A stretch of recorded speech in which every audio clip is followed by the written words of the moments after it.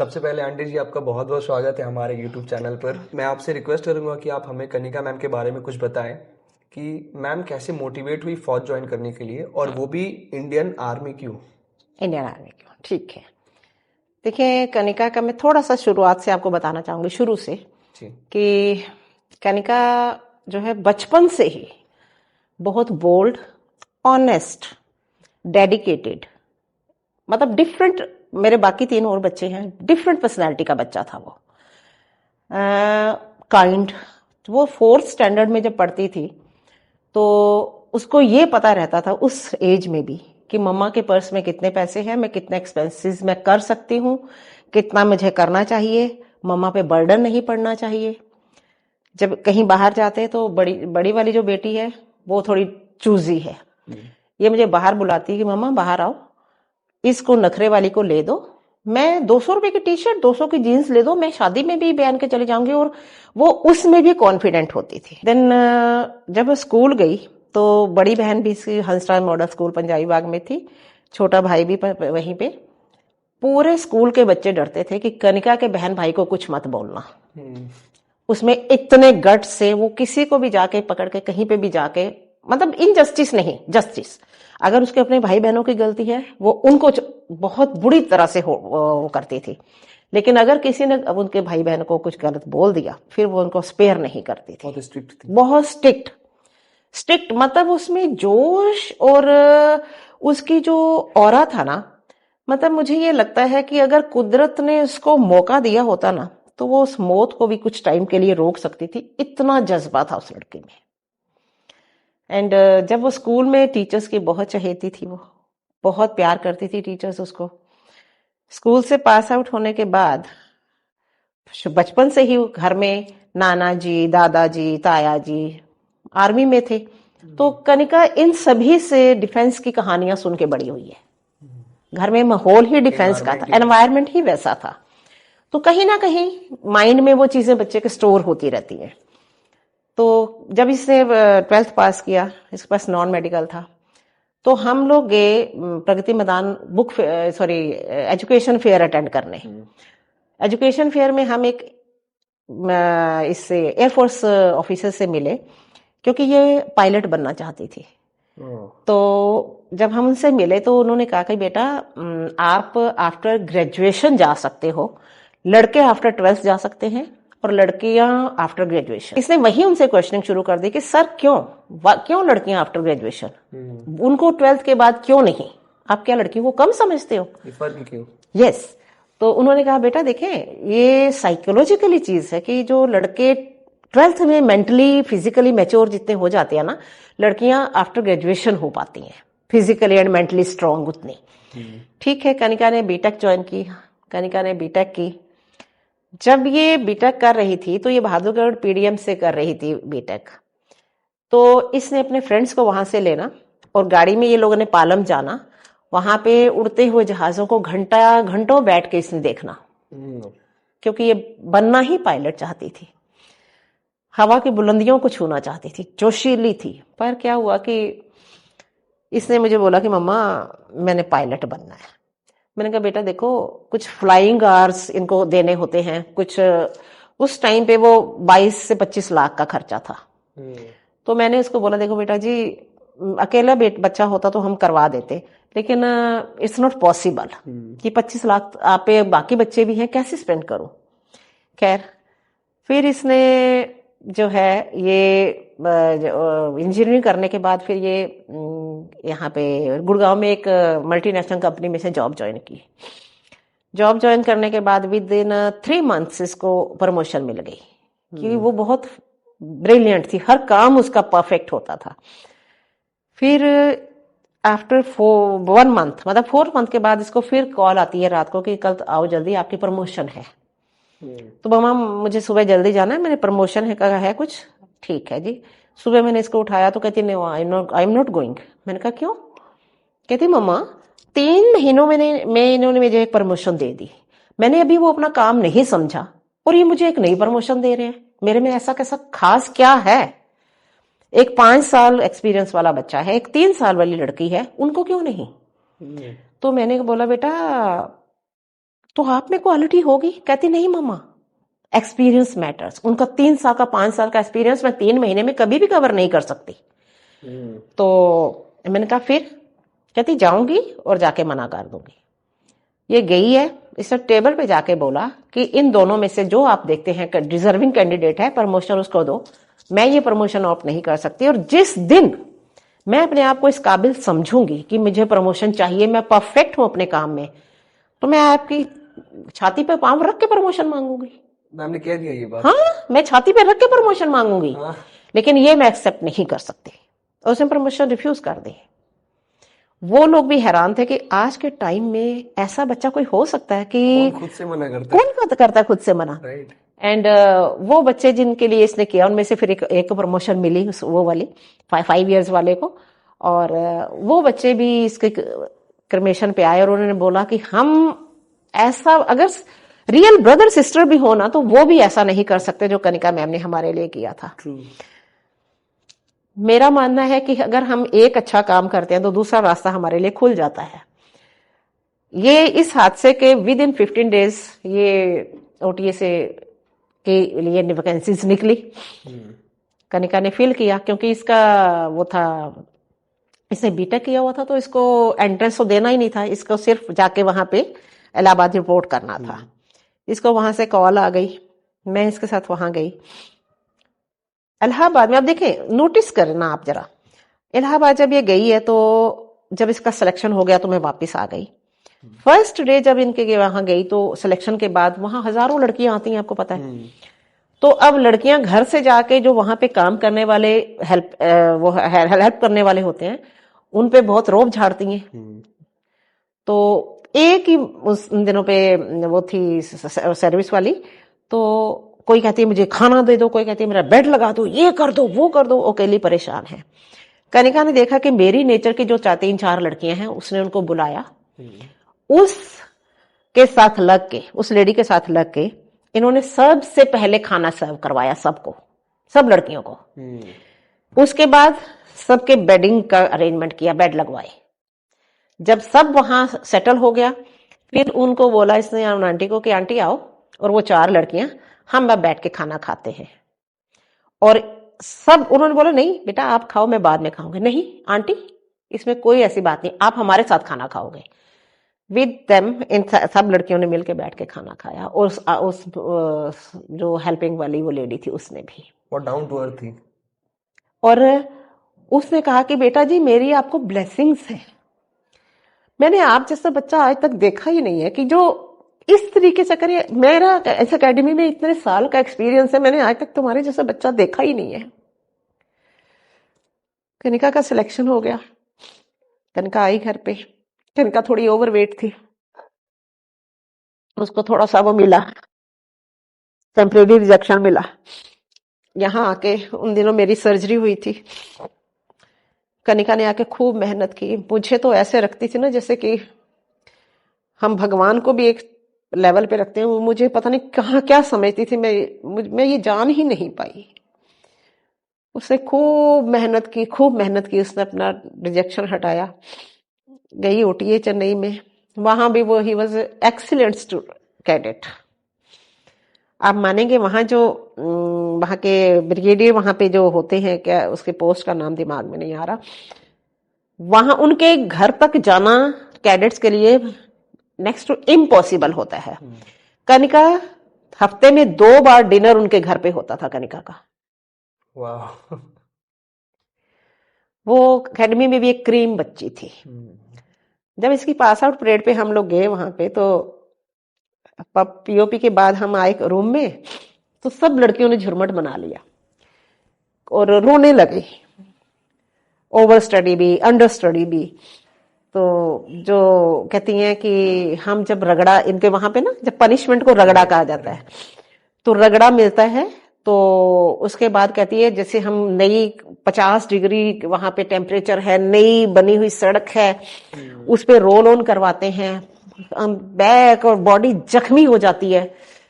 कहती हम रगड़ा खा के आते थे, और मैम कहती थी कि आप सभी लोग ना अपनी ये उठाओ ताकि मैं आपको ऑइंटमेंट लगाऊं।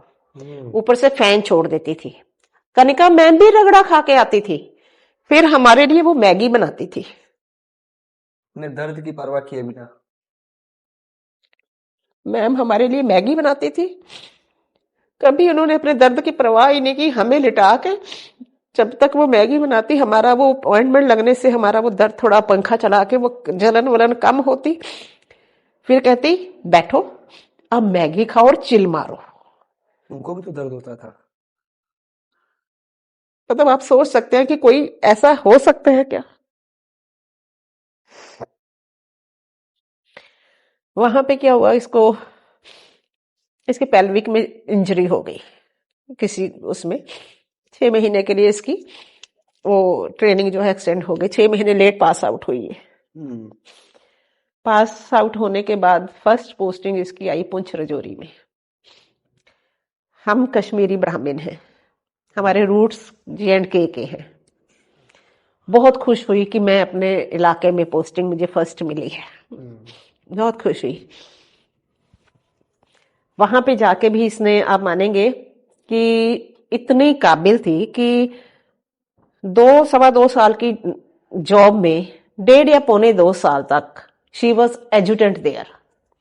एजुटेंट करीब करीब कम से कम भी करो तो 10-15 ईयर्स की सर्विस से कम में बनता ही नहीं है। And Kanika was एजुटेंट। वहां पे जितने कॉम्पिटिशन्स हैं, फॉर एग्जाम्पल कि कोई रेस है, रेस में अगर मेल ऑफिसर्स के लिए 35 मिनट्स हैं, 34 मिनट्स हैं, तो फीमेल के लिए 5 मिनट्स का ग्रेस रहता है, तो वो 39 में कर सकते हैं कंप्लीट। मेल ऑफिसर्स 40 में कंप्लीट कर रहे हैं, कनिका 30 में कर रही है। Physical fitness. और वहां पे भी बहुत सारे इसको प्राइज वगैरह, अवार्ड वगैरह जो भी इनके अपने पास इंटरनल कॉम्पिटिशन्स होते हैं, उसमें ऐसा कोई कंपटीशन नहीं है कि कनिका जिसमें ना कनिका ने विन किया हो। इसके साथ साथ उसका ना दिल बहुत सॉफ्ट था, बहुत सॉफ्ट दिल की मालकिन थी वो। अब उसका, उनकी ना जो बाउंड्री वॉल, मैंने बताया ना बाउंड्री वॉल थी जो, वो बाउंड्री वॉल टूटी हुई थी। टूटी हुई थी तो क्या होता है कि रात को हर ऑफिसर की, लेडी ऑफिसर जेंट्स ड्यूटी होती है वहां पे। तो जिस दिन इसकी ड्यूटी थी तो इसने जब राउंड लिया तो इसको वो वॉल ना टूटी हुई नजर आई। तो ये सुबह 4 बजे इसने जाके सीओ साहब के घर की बेल बजा दी कि सीओ साहब बाहर आइए। सुबह 4 बजे? 4 बजे आके देखो जरा, ये वॉल टूटी हुई है यहाँ से, और ये पुरानी टूटी हुई है, आज की टूटी हुई नहीं है। आपको पता है कि हम कितने सेंसिटिव इलाके में हैं। जो लोग ड्यूटी दे रहे थे उन्होंने आपको रिपोर्ट क्यों नहीं किया कि वॉल टूटी हुई है। सीओ साहब गए, देखा। नेक्स्ट डे कनिका उठी है। कनिका ने क्या किया कि पीटी और परेड के बाद कनिका ने क्या, वहां पे जो मिट्टी में पानी मिला के 11-12 जो बनाते हैं बिल्ड करने के लिए, पत्थरों से दीवारें बनती हैं, कनिका ने वहां पे वो काम शुरू कर दिया। अकेली लड़की ने बड़े बड़े पत्थर हटाए वहां से, जगह खाली की उसको वॉल को कंस्ट्रक्ट करने के लिए, उसने काम शुरू कर दिया अकेली लड़की ने। अब सोल्जर्स, ऑफिसर्स आ रहे हैं एंड दे आर इग्नोरिंग कि ये काम कर रही है, इसकी हेल्प करनी पड़ेंगे, वो इग्नोर करके निकल के जा रहे हैं। तो कनिका ने वॉच किया कि ठीक है, no one is coming for the help. अब कनिका ने क्या किया कि कहती मम्मा मैंने क्या किया, मैंने ना अपने उसमें पूरे हाथ ऐसे ऐसे करके डुबो लिए, पूरे लथपथ कर लिए। जाके एक घर की बेल, एक रूम की बेल की, बाहर निकले, हेलो कम। दूसरे में, अब तो हाथ आपके गंदे हो गए, चलो काम करवाओ। दूसरे में पूरी यूनिट के ऑफिसर्स क्या, सोल्जर्स क्या, सभी को उठा के वहां खड़ा कर दिया। और उसने बोला कि यूनिट मेरी अकेली की नहीं है, नुकसान होगा तो सभी का होगा। आप लोगों ने हिम्मत कैसे की कि आप लोग मुझे इग्नोर करके चले गए हो। एक लेडी ऑफिसर काम कर रही है तो आप जेंट्स क्यों कहलाते हो अपने आप को। आप में इतने गट्स होने चाहिए कि आप आके मेरी हेल्प करो। शाम को वो दीवार तैयार थी। वाह। सीओ साहब ने आके उस वॉल को बनाने में हेल्प की, पूरी यूनिट लगी हुई थी। शाम तक वो दीवार तैयार हो गई और उस दीवार का नाम कैप्टन कनिका भारद्वाज वॉल है। वाह, आज भी उन्होंने, सीओ साहब ने करवा दिया मैम के नाम पे। वो दीवार कनका, क्योंकि कंस्ट्रक्शन ही उसी ने की है उसकी। लीडरशिप क्वालिटी थी मैम। लीडरशिप क्वालिटी थी। और पता क्या था कि अगर आपको वो कुछ बोल देगी ना, कुछ ऐसा था उसका कि कुदरत की तरफ से उसको देन थी कि वो कुछ गलत किसी को बोलती नहीं थी। और अगर गलत नहीं बोलोगे तो आप अगले को बांध लेते हो, आप अगला आगे ना नहीं कर सकता। ऐसा उसकी क्वालिटी थी, तो कोई रिफ्यूज कर ही नहीं सकता था। तो यूनिट में उसका ऐसा रिकॉर्ड, बहुत बढ़िया रिकॉर्ड था कि मैं कहती हूँ सीओ साहब जब आए उसके यहाँ पे लास्ट उस पे, तो उन्होंने मुझे बोला कि आंटी मैंने ऐसा इंसान आज तक मेरी लाइफ में नहीं आया, और मेरी एक, जब मैं मरूंगा तो मैं भगवान से एक प्रार्थना करूंगा, अगर उसने मुझे टाइम दिया, कि मैं एक नेक्स्ट लाइफ अपनी पूरी, अगला जन्म मैं कनिका के साथ बिताना चाहता हूँ। वो चाहे मेरी बेटी बने, चाहे मेरी बहन बने, चाहे मेरा जो मर्जी बने, I want to live a life with Kanika. मैंने ऐसा इंसान नहीं देखा। क्वालिटी था मैम उसमें, ऐसी क्वालिटी वो ना, मतलब निश्चल थी, निश्चल, बच्चे से भी ज्यादा निश्चल थी। उसके मन में ना किसी के लिए भी कोई कपट नाम की लेश मात्र कपट नहीं था उसके माइंड में। शो ऑफ भी नहीं था मैम। ना, बिल्कुल नहीं, बिल्कुल भी नहीं। मुझे कहती थी कि मम्मा ये शादियों में आप ये इतना पैसा खर्च करते हो, लाखों के फ्लावर्स जो सुबह जीरो हो जाते हैं, लोगों को मम्मा बुला बुला के खाना खिलाते हो, वाहवाही के लिए, किस लिए? मम्मा मैं आपको कहती हूं, मेरी शादी में अगर आपने ऐसा कुछ किया, पंप एंड शो, मैं नहीं करवाऊंगी शादी, मैं जाके कोर्ट मैरिज कराऊंगी अपनी कॉन्ट्रैक्ट में, और आके अगर आपने मेन लोगों को घर पे कुछ खिलाना खिला देना, मैं ये नहीं करूंगी। मम्मा 1 लाख के, चलो आपने ज्यादा फ्लावर्स लगाने हैं ना, 1 लाख का खाना आप गरीबों में बांट दो। आप क्या कर रहे हैं मम्मा? अमीरों को खिला रहे हो जिनके पेट भरे हुए हैं। तो मैं ऐसा नहीं करूंगी, मुझे नहीं चाहिए ये पंप एंड शो। तो उसकी मतलब इस टाइप की नेचर थी, सबके बारे में सोचती थी, सबके बारे में, हर इंसान की उसके माइंड में फिक्र थी। और एक इतनी हाजिर जवाब थी ना कि आप उसको किसी भी फैमिली का, पॉलिटिक्स का, किसी तीसरे की प्रॉब्लम का जो उसको पता भी नहीं है, आप उससे प्रॉब्लम बताओ कि ये प्रॉब्लम है, आपकी प्रॉब्लम का लास्ट वर्ड होगा और कनिका का सॉल्यूशन नेक्स्ट सेंटेंस होगा उसका। मतलब वो उसका कोई ऐसी प्रॉब्लम नहीं थी जिसका सॉल्यूशन कनिका ना दे सके। और शार्प माइंड भी होंगी। शार्प माइंड थी, बहुत शार्प माइंड थी। शार्प माइंड के साथ साथ ना, मैं ये मानती हूं कि उसका जो निश्चल होना ना, वो सबसे बड़े, देखिए बच्चे को भगवान का रूप हम मानते हैं, बिकॉज वो बच्चा निश्चल है, उसके मन में किसी के प्रति वैर नहीं है, विरोध नहीं है, कोई कपट नहीं है। कनिका के बच्चे जैसी थी, लेकिन बाहर से इतनी कठोर थी। अगर वो किसी की गलती देख लेती थी, इवन कि उसको अगर दुनिया में कोई प्यारा था नंबर 1 पे, तो उसकी माँ थी। अच्छा, आपसे ज्यादा क्लोज थी। इंडियन आर्मी में पॉपुलर है कि कनिका मैम के साथ बैठ जाओ तो मेरी मम्मा मेरी मम्मा, मेरी मम्मा मेरी मम्मा, मेरी मम्मा मेरी मम्मा। कनिका ना तो अपनी बात सुनाएगी, कोई अगर बोलेगा Kanika you are very bold, you are very sharp, no no no, I am nothing, meet my mom, मैं तो कुछ भी नहीं हूं, मेरी मम्मा से मिलो। उसके लिए मम्मा, मम्मा जैसे मम्मास बॉय कहते हैं ना, उसके लिए दुनिया। मुझे कहती थी कि मम्मा जिस दिन मैं आऊंगी ना घर पे, तो मुझे आप नजर नहीं आए ना मम्मा, मम्मा मैं जी नहीं पाऊंगी, मैं अगली सांस नहीं ले पाऊंगी। और अभी मुझे ये अफसोस है कि एक माँ होने के नाते, मैं आज 17 जनवरी को 9 साल हो गए हैं पूरे। कनिका मुझे मालूम है कनिका मेरे बिना नहीं जी पाती, लेकिन उसकी माँ आफ्टर 9 इयर्स आज आपके सामने बैठी हुई है। मुझे कई बार ऐसा लगता है कि मैं कैसी माँ हूं।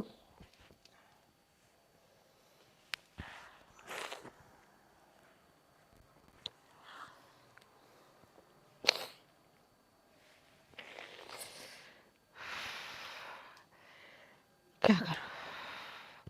पीओपी के टाइम आप थे वहां पर? हाँ, पीओपी के टाइम पे मैं थी। कितना प्राउड हुआ मैम के कंधे पे स्टार देखकर? बहुत।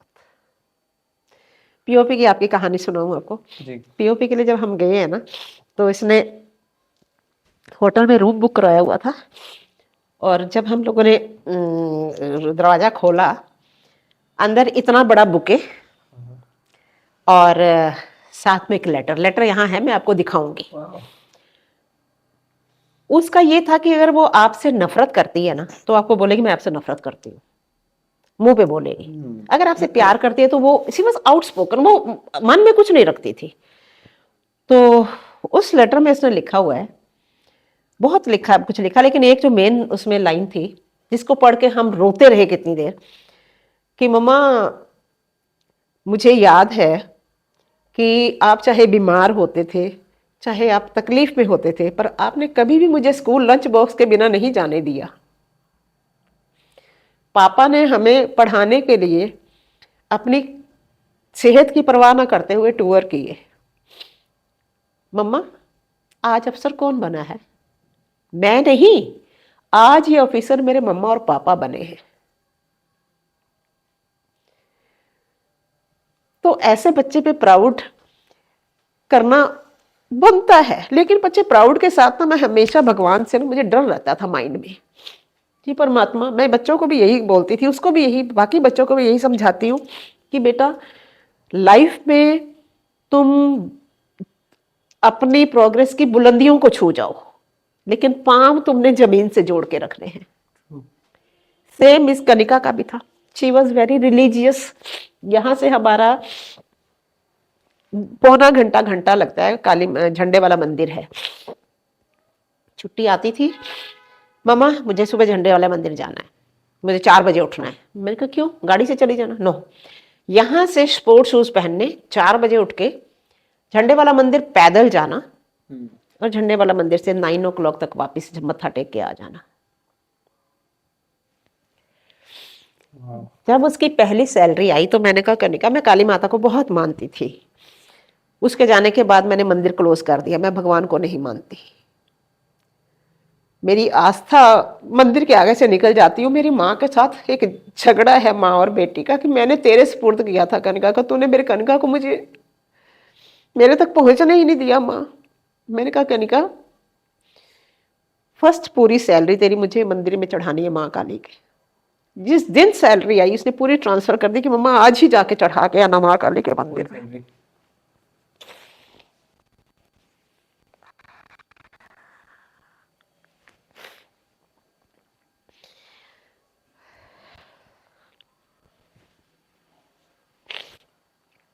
आंटी 17 जनवरी को ऐसा क्या हुआ था कि मैम हमें छोड़कर हमेशा के लिए चली गई? बस कुछ नहीं कह सकते क्या हुआ क्या नहीं हुआ। अच्छी ठीक ठाक वहाँ से निकली है। जम्मू में हमारे एक फैमिली फ्रेंड रहते हैं, तो वो उनका गाड़ियों वगैरह का काम काफ़ी वेल टू डू है।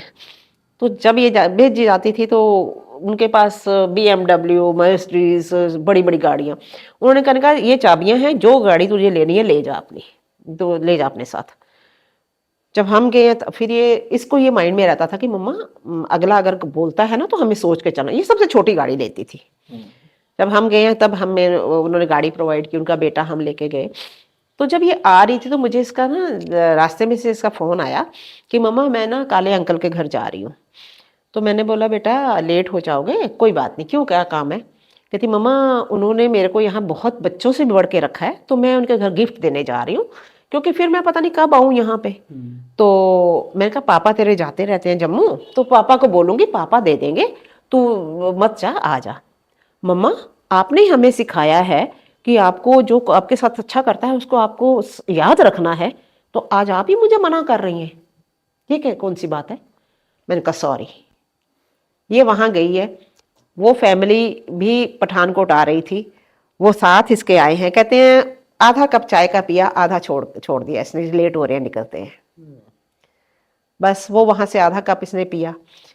लुधियाना के पास पहुँच के मेरी बात हुई है कि मैकडोनल्ड्स में हूँ, बड़ी मेरा सामान लेने गया है, मम्मा मैं बाहर नहीं निकली, पंजाब का इलाका है, चाहे मैं 10 को मार दूँ पर फिर भी मम्मा मुझे थोड़ा सा सेफ्टी देखनी पड़ती है, वटेवर। वहाँ से बस वो आखिरी कॉल थी। उसके बाद तो ये पता ही नहीं क्या हुआ क्या नहीं हुआ। बट कोई कहता है डंपर था, कोई कहता है ट्रक था, कोई क्या कहता है। और वो जो फ्लाईओवर था उस पे कहते बहुत धमाका हुआ है, बहुत आवाज आई है। अब क्या था कि शी वॉज ड्राइविंग और बडी इस साइड पे बैठा हुआ है। अब कहने वाले कहते हैं, अब आप ये सोचें कि अगर इतना सीवियर एक्सीडेंट हुआ है और बडी को खरोंच तक नहीं आई, पॉसिबल कैसे है? गाड़ी पिचक के अंदर चली गई, ऐसे हो गई। अब क्या हुआ कि उसने ही बताया कि दीपक ने कि गाड़ी आगे जब वो उसने बिना इंडिकेटर दिए ट्रक मोड़ा तो इसने ऐसे गाड़ी मोड़ी तो गाड़ी डंपर में सारी जाके घुस गई ट्रक के अंदर। और कुछ उसके बाद फिर इसकी साइड पूरी खत्म ही हो गई, गाड़ी तो फ्रंट से सारी खत्म हो गई। पर वो कह रहा था कि मैम तो चले गए पर मुझे बचा गई, मेरे छोटे छोटे बच्चे हैं। और लास्ट वर्ड उसके बड़ी के साथ क्या थे कि दीपक बच्चे क्या करते हैं तुम्हारे? कहता मैम पढ़ते हैं, छोटे हैं अभी। दीपक मैं सिर्फ एक फोन कॉल दूर हूं तुम्हारे से, किसी भी चीज की जरूरत हो मुझे कॉल करनी है तूने, लेकिन मैं तुझे एक चीज गाइड करूंगी, बच्चों को पढ़ाना है। पढ़ाई बहुत जरूरी चीज है। पढ़ाई में अगर तुझे किसी भी चीज फाइनेंशियली तुझे हेल्प चाहिए हो किसी भी तरीके की, आई एम देयर। ये मत सोचना कि मैम यहां से चली गई है तो मेरा तेरे को कनेक्शन नहीं रहा। अब देखिए जब वहां से निकली है रजौरी से तो सारे सिपाही, क्योंकि सभी का बहुत ख्याल रखती थी, वहां पे उनके यूनिट के प्रॉब्लम्स के साथ साथ फैमिली प्रॉब्लम्स घर तक लोगों के सॉल्व करती थी। अब क्या हुआ कि वो रात को तो इनकी डिनर नाइट हो जाती है, जब मॉर्निंग में जब ये निकलने लगी है तो गेट के पास ही उन सभी सोल्जर्स ने एक टी पार्टी इसके लिए अरेंज की हुई थी। तो इन्होंने रोक के कहा कि मैम अगर आपको बुरा नहीं लगे 10 मिनट थोड़ा टाइम दे दो, हमने आपके लिए पार्टी ये टी का कुछ अरेंजमेंट किया है। कि तो इसे रुक गई, क्यों नहीं? कहते हैं मैम ने 2 सिप चाय के लिए एक कुछ स्नैक्स की वजह से लिया, लेकिन 80 के करीब वहां पे सोल्जर्स थे। कहता है एक एक बंदे के पास मैम आई है और हैंडशेक करके मिल के गई है। और साथ में उन्होंने जो आते थे वो बताते थे मुझे कि कहते मैम कोई ऑफिसर, क्या गाड़ियों के नीचे एक लेडी ऑफिसर घुस जाएगी? अगर कोई गाड़ी खराब हो गई है ना, कनिका कोई तसल्ली नहीं होती थी जब तक कोई भी चीज टेक्निकल अपने हाथों से वो टेस्ट न कर लेती थी, किसी पे भरोसा नहीं करती थी। कहता है मैम हम कहते थे कि मैम हम ठीक कर देंगे, आप फाइनल चेक कर लेना। नहीं, कहते हम भी नीचे घुसे हुए हैं, मैम ने यूनिफॉर्म नीचे ट्रक के घुसी हुई हैं और हमारे साथ ठीक करवा रही हैं। कहता है ऐसा हमारे साथ किसी ऑफिसर ने आज तक किया ही नहीं। आगे पुंछ में इसके साथ का एक इसके कोर्स मेट था, पुंछ में पोस्टेड था, तो उसने कहा कुछ ना हमारे पास यहाँ पे हम कभी भी गोलाबारी हो जाती है, फायरिंग शुरू हो जाती है, हमारी बहुत सारी गन्स काम ही नहीं कर रही हैं, तो कनिका बहुत मुश्किल हो रही है। इसने कहा ऐसा कर तो आज शाम तक घर पहुंच, मेरे रजौरी पहुंचा दे सारी, क्योंकि इसका टेक्निकल काम था सारा, तो तुझे कल शाम तक मिल जाएंगी। उसने कहा कैसे पॉसिबल है, मैं भेज देता हूँ। शाम को आई, कनिका ने क्या किया, सभी को अनाउंस किया कि आज रात को कोई भी सोएगा नहीं, आज सारी रात जागेंगे और ये सारी रिपेयर आज रात को ही कंप्लीट करनी है। कनिका खुद भी जागी है, साथ पूरी यूनिट जागी है, सारी गन्स मॉर्निंग 10-11 बजे तक तैयार, लोड करवा के 12 बजे तक वापस वहां पहुंच गई। कमिटमेंट जो दिया था मैम ने, कमिटमेंट कोई कर ही नहीं सकता था। और फिर अब ऐसा है ना, किसी से भी आप ओवर टाइम लोगे तो वो गुस्सा तो दिखाएगा, वो मांगे। उसने कहा मैं आज दिन का भी देखूंगी, तुम सारे आराम करो, यूनिट मैं संभालूंगी। लीडरशिप क्वालिटी है ये सब। तो फिर उनको दिन को सोने को मिल गया, उनको कोई फर्क ही नहीं पड़ा कि नाइट लगाइए तो दिन में सोने को मिल गया। खुद भी देख रहे हैं सब कि लीडर जब काम कर रहा है तो मैं क्यों नहीं करूँगा। तो उसने कहा क्यों आप इतनी प्रशंसा करो, मैंने क्या कर दिया ऐसा? कहता मैम हम यहाँ से कोई भी रिपेयर का सामान भेजते थे, 1 रिमाइंडर 2 रिमाइंडर 3 रिमाइंडर, सामान आता ही नहीं था। अब तो हम भेज के सोचते हैं रिमाइंडर क्या, भेज के सामान हम सोचते हैं कि भेजा है अभी चलो, तो सामान ठीक के उससे पहले होके आ जाता है। इसको ये पता था कि इसके बिना हमारा सोल्जर अधूरा है। और वो इलाका सारा ही देख लो आप, बॉर्डर है, बहुत सेंसिटिव है, किसी भी टाइम कहीं पे भी इमरजेंसी हो सकती है। तो उसके लिए आपके वेपन्स भी बिल्कुल सही वर्किंग होने चाहिए, उसके लिए आपके ट्रांसपोर्टेशन भी परफेक्ट होनी चाहिए। कोई इंजरी हो गई या कुछ हो गया, किसी को लेके जाना, जो भी करना, तो एवरीथिंग शुड बी परफेक्ट ना। राइट। वो कनिका उस प्रायोरिटी को कैसे भी पूरा करे, उस काम को सबसे पहले पूरा करती थी वो। मतलब मैम चाहती थी कि मेरे हाथ से जो हो सकता है मैं उसको 100% कंप्लीट कर दूं। मैं तो करूं वो, मैं उस को साथ लेके उनसे भी करवाती थी वो, मैम के अंदर क्योंकि हम अकेले वाला क्वालिटी था। अकेले इट इज नॉट पॉसिबल ना, राइट। अकेले नहीं कर सकती थी। मैम के अंदर वो हम वाला क्वालिटी था, एक साथ। साथ करेंगे, साथ करना है, करना पड़ेगा जैसे भी करें हम। और उसके साथ सबसे बड़ी बात है, अगर आप अगले को उसकी इतनी रिलैक्सेशन दे देते हो तो कोई भी माइंड नहीं करता। अगर उसके बाद भी आप रोब दिखाओ, स्ट्रिक्ट हो कि नहीं आज दिन में भी तुम्हें बैठना पड़ेगा, तो अगला बुरा मानेगा। और वो कह रही है कि मैं दिन भर जागूंगी भी, रात भी जागूंगी, दिन भर भी जागूंगी, लेकिन आप दिन में आराम करो, मैं सब देख लूंगी। तो फिर कौन नहीं करेगा। Right right. तो इस तरह का नेचर था उसका। आंटी जी, जब मैम प्रिपरेशन स्टार्ट कर रही थी फौज के लिए, उस बीच में आपको क्या चेंजेस दिखा मैम के अंदर? मैम के अंदर बेटा जी, मैं आपको एक चीज बताऊं ना, मैं चेंजेस क्या बोलूं, वो शुरू से ही ऐसी थी ना। वो शुरू से ही, वो जो थोड़ी सी बच्चा होश संभालता है तो he was different from others children. मेरे अपने बच्चे नहीं, बीइंग अ टीचर मेरे हाथों से हजारों बच्चे निकले हैं। मुझे पता है कि वो एक नॉर्मल बच्चा नहीं था, जैसे ऑर्डिनरी बच्चे होते हैं, नहीं था वो कुछ स्पेशल ही थी। उसकी हर चीज स्पेशल थी, अलग थी कुछ, हम जिस बारे में सोच भी नहीं सकते थे, वो कर गुजरती उस चीज को। उसमें कोई चीज, क्योंकि शुरू से लीडरशिप क्वालिटी थी, शुरू से ही वो बोल्ड थी, शुरू से ही वो फैसले लेने में सोचती नहीं थी।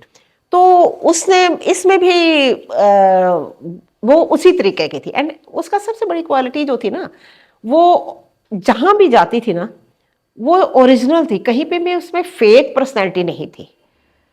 जहां भी अब देखें, फेक अपने आप को कितनी देर तक इंसान रख सकता है।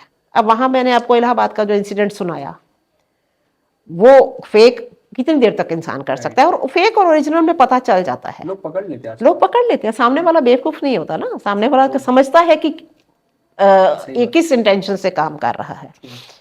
तो उसका नेचर शुरू से ही इसी टाइप का था। और सच बताऊं कि पेरेंट्स एज ए मदर उसको पालन पोषण में इतना मैं समझ नहीं पाई, पर मुझे ये उसकी नेचर से ही लगता था कि ये मुझे कोई डिफरेंट लगती थी। पर ये तो उसके जाने के बाद ही समझ आई कि वो क्या चीज थी, क्या करके गई। और वो मेरे बहुत क्लोज थी, मेरे सामने उसकी लाइफ खुली हुई किताब थी। आप मानोगे, बच्चे हाइड करते हैं, बच्चे ये करते हैं, कोई भी नेगेटिव और पॉजिटिव उसके साथ जो भी है, वो शाम को आके जब तक मेरे साथ शेयर नहीं करती थी ना, मुझे खाना नहीं बनाने देती थी। पहले बैठो, मेरी बात सुनो। मैं कहती थी मुझे भी बाकी काम करने हैं, मेरी बात इंपॉर्टेंट है। और मैं आज बच्चा कोई बोलेगा शायद मैं नहीं बैठ पाती, वो मुझे पकड़ के बिठा लेती थी और मैं बैठ जाती थी। उसमें चलती हुई हवाओं को, चलते हुए दरिया को रोकने की ताकत थी उस बच्चे में, इतनी कैपेसिटी थी। मेरा ये मानना है कि अगर एक सेकंड की भी फुर्सत उसको भगवान देता ना, मौत को भी मात दे देती वो। पर उसने उस मौत को कौन टाल सकता है ना। आंटी जी, ये इंसिडेंट जहां पर हुई, वहां पर कोई कैमरा ऐसा कुछ नहीं था? नहीं, कुछ नहीं। वो फ्लाईओवर है, और मेरे को बाद में सुनने में आया कि वो ऐसा एक ब्लाइंड सा वो है, वहां पे महीने में 3-4 एक्सीडेंट होते ही होते हैं। क्योंकि मैं यहाँ बेस हॉस्पिटल डेंटिस्ट के पास गई थी, तो वहाँ जो कर्नल डॉक्टर थे, तो वो उस टाइम पे उसी साइड में कहीं पोस्टेड थे। तो उन्होंने भी मुझे बताया कि कहता, मैं आंटी मैंने वो रूट कभी भी नहीं पकड़ा, मैं दूसरे रूट से लंबा रूट लेके जाता था, वो सुनसान रूट था, बट मैं उससे जाता था। इस एरिया में ये जो स्पॉट है, इस पे एक्सीडेंट होता ही होता है, हर रोज का एक, हर दिन का एक, हफ्ते का एक, मतलब हफ्ते में, महीने में 4-5-6 एक्सीडेंट वहां होते हैं। नॉर्मल है उस रूट पर? नॉर्मल है वहां पे। आंटी जी, इस इंसिडेंट को आज के वक्त में लगभग 9 साल हो गए। 9 साल हो गए पूरे 17th को। 9 साल से आपने मैम की आवाज़ें नहीं सुनी, आप मैम से बात नहीं किए, सपोज अगर आपको 1 मिनट के लिए मौका मिलता है मैम से बात करने के लिए, आप उनको क्या कहना चाहेंगे? यही कहना चाहूंगी कि उस जैसा चाहने उस जैसा इंसान कोई हो नहीं सकता।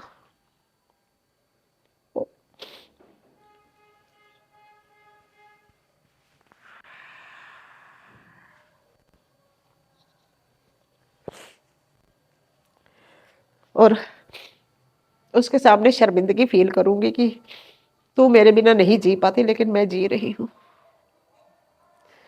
माँ का कलेजा क्यों नहीं फट गया जब मेरा बच्चा गया,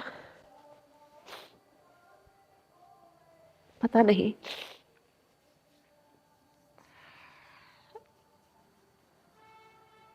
मैम आज भी आती है सपने में कभी? आती है, आती है, बाकियों को आती है, बच्चों को आती है। बच्चों को आके कहती है कि मुझे अपने जाने का गम नहीं है, मैं मम्मा की ये हालत नहीं देख सकती। मैं बता रही हूँ ना आपको, मुझे कहती है उसके लिए लड़का देखना शुरू किया। मुझे कहती है मम्मा जिस लड़के से बात करोगे ना, मेरी कुछ शर्तें हैं, टर्म्स एंड कंडीशंस पे मैं शादी करूंगी। मैंने कहा बेटा जी आप अंबानी की बेटी नहीं हो कि आपकी टर्म्स कंडीशंस कोई मानेगा। कहती फिर मैं शादी ही नहीं करूंगी, मैं शादी के लिए मरी नहीं जा रही हूँ। तो मैंने कहा बताओ। कहती है कि नंबर 1, मैं जिंदगी भर प्यार के मामले में नंबर 1 पे मेरी मम्मा रहेगी, कोई वो जगह ले नहीं सकता। मैंने कहा ठीक है। नंबर 2, मेरी मम्मा मेरे पास रहने आएगी, रानी बन के रहेगी, मैं उसको लाख रुपए की शॉपिंग करवाऊं, मैं उसको 50,000 की करवाऊं।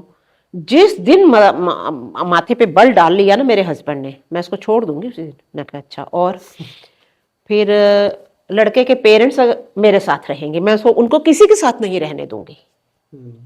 मैंने कहा ठीक। और अपने ससुराल वालों को अपने साथ रखूंगी, और फिर उसके बाद दिल्ली में एक घर लूंगी। जब उनका मन करेगा कि अकेले थोड़ा टाइम पास करना है, मेड के साथ उनको वहाँ हफ्ता रहे, 10 दिन रहे, ultimately they have to come and stay with me. मेरे साथ ही रहेंगे वो। मैं बेटे के पास भी अपने सास ससुर को नहीं जाने दूंगी। तो मैंने बोला कि बाकी 2 शर्तें तो वो मान लेगा लड़का जो उससे रिलेटेड है, पहली 2 क्यों नहीं मानेगा? कहते मम्मा नहीं मानेगा तो मैंने शादी ही नहीं करनी, मैं करूंगी ही नहीं शादी। उसको अपने पे इतना कॉन्फिडेंस था। और वो भी क्यों ना, जो उनकी शर्तें थी लाजमी ही थे सब कुछ। तो वो मतलब अगर देखा जाए तो वो दोनों साइड पे बैलेंस रख रही थी ना। राइट। अगर वो इन लॉज को इग्नोर कर रही है तो अगला ऑब्जेक्शन कर सकता है। अगर इन लॉज के लिए वो इतना बेटर सोच रही है तो बल्कि लोग कहते हैं कि आज के टाइम पे लड़कियों की ऐसी सोच तो हम सुना ही नहीं कहीं कि लड़कियां चाहती हैं कि शादी होके आए तो सास ससुर अलग हो जाएं और हम अलग रहें, सेपरेट हो जाए। तो कहती है ऐसी सोच इस बच्चे की। तो वही है बेटा जी, इसका ना, इसके जाने के बाद एक आई मेरे पास, लेडी आई अफसोस के लिए। उसने मुझे बोला कि आप रो क्यों रहे हो? कहती है ये 26 साल की थी, 27वां शुरू हुआ था। तो कहती है एक इंसान 90 इयर्स की लाइफ में भी वो अचीव नहीं करता जो इसने 26 साल में किया। कहती है she lived her life full. तो वो आपके यहाँ पे ये कुछ काम करने आई थी जो उस ड्यूटी से निभा के, ये कोई ऐसी आत्मा थी, इसकी डिमांड कहीं और थी, इससे जाके वहां अपने दूसरे काम करने होंगे। तो आपको रोने की जरूरत नहीं है, आपको प्राउड फील होना चाहिए कि ऐसी पवित्र आत्मा, ऐसी बहादुर आत्मा आपकी कोख से इसने जन्म लिया है। ठीक है बेटा, सब चीज़ें ठीक हैं। आर्मी बैकग्राउंड होने की वजह से मुझे पता है, क्योंकि चाइना वॉर में my father was on the border, मामा जी वाज ऑन द बॉर्डर, चाचा जी वाज ऑन द बॉर्डर। तो मुझे याद है हम कैसे रोते थे कि हे परमात्मा कैसे वो ठीक ठाक वापस आ जाए। हमें पता है कि life is very uncertain there, मुझे सब मालूम था। बट जब औलाद की बात आती है ना, माँ की, तो वो सब चीज़ें प्राउड एंड जानते हुए भी वो सब चीज़ें पीछे हो जाती हैं, वो मदरहुड ज़्यादा हावी हो जाता है। अब जितने भी दिलेर बन जाओ, मैं आज भी वो जज्बा रखती हूँ कि मुझे अगर बॉर्डर पे जाना पड़े, मैं, मेरे फादर ने हमें राइफल चलानी सिखाई हुई है, हमें उन्होंने लड़कों की तरह पाला पोसा। मैं आज भी दुश्मन से लड़ सकती हूँ, लेकिन उसका जाना एक माँ के लिए बहुत तकलीफदायक है, बहुत ज्यादा। बस। और तो क्या कहूँ, बस। हर माँ यही चाहती है कि मेरा एक बच्चा ठीक टाइम पे सब सब कुछ उसको मिले, मैं उसके सामने चली जाऊँ। और साथ में अभी देखें, बचपन होता है, अपनी प्रॉब्लम्स होती हैं, बच्चों की पढ़ाई करनी है, मेहनत करनी है। शी वॉज ब्रिलियंट स्टूडेंट, अच्छी स्कोर करती थी। और उसके बाद मेहनत करने के बाद फिर ये चली गई ट्रेनिंग के लिए। तो इसी ने अपनी लाइफ का अगर देखा जाए तो एक अच्छी शुरुआत जो बच्चों की होती है वो अभी शुरू ही हुई थी। राइट। तो उसने अपनी लाइफ में सिर्फ हार्ड टाइम ही पास किया ना, लाइफ में आके कुछ देखा तो नहीं ना, स्ट्रगल ही जो था वो वही किया। उसके बाद देखने के टाइम पे तो वो चली ही गई है।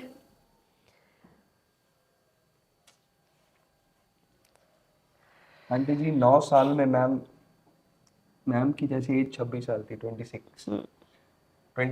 ईयर्स के एज में मैम ने सच बात इतना कुछ कर दिया कि इंसान कोई अपने पूरे जीवन में नहीं कर पाता। नहीं कर पाता, नहीं कर पाता, नहीं कर पाता। कि कहती थी कि एक बार पापा ने बोला कि कुछ नाम की बात चली तो डॉटर ऑफ,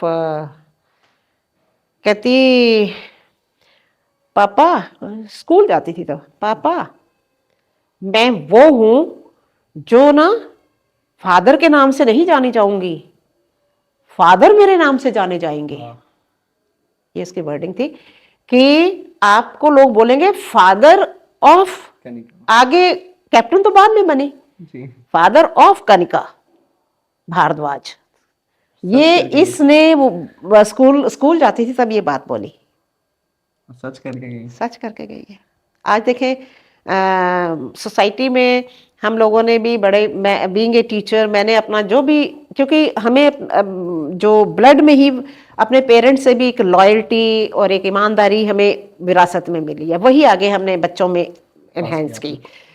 तो मेरे एक टीचर होने के नाते एक इस 10 किलोमीटर के डायामीटर में पेरेंट्स बहुत प्यार करते हैं, बिकॉज लॉयल्टी आपकी दिखती है। ऐसा कि नहीं कि और भी स्टाफ था, बहुत रिगार्ड करते हैं लोग। मैं इस एरिया में बच्चे साथ नहीं चलते हैं कि मम्मा नहीं हमने नहीं चलना, आपको तो स्टेप स्टेप पे good morning ma'am, good evening ma'am होता है, तो हमें मुश्किल हो जाती है।